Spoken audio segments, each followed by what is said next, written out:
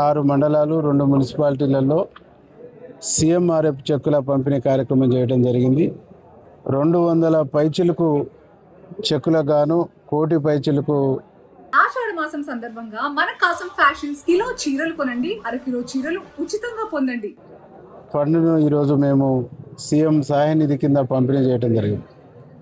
అంటే ఈ నియోజకవర్గంలో ఇప్పటి వరకు 4800 పైచిలకు సీఎంఆర్ఎఫ్ ఎల్ఓసి చెక్కులు మేము అందించడం జరిగింది. దీని ద్వారా ఈ నియోజకవర్గంలో 23 కోట్ల రూపాయల సీఎంఆర్ఎఫ్ ఎల్ఓసి చెక్కుల్ని పేదవాళ్లకు ఆర్థికంగా వెసులుబాటు కోసం ప్రభుత్వం ముఖ్యమంత్రి సహాయ నిధి కింద ఇస్తున్నటువంటి చెక్కుల్ని మేము ఈ నియోజకవర్గంలో అందించడం జరిగింది. అంటే దాదాపు 30 నెలల్లో 4830 చెక్కులు అంటే దాదాపు అది సామాన్యమైనటువంటి మాట కాదు.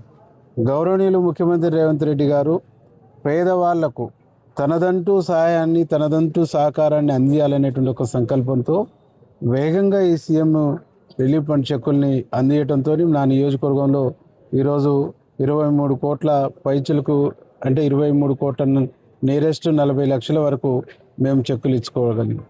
అంటే ఇంత వేగంగా గతంలో కూడా నేను ఎమ్మెల్యేగా చేసినాను. ఇంత వేగంగా సీఎంఆర్ఎఫ్ చెక్కుల డిస్ట్రిబ్యూషన్ అనేటువంటిది నేను చూడలేదు. ఇంత వేగంగా జరుగుతూ ఉంది, ఇంత గొప్పగా జరుగుతూ ఉంది.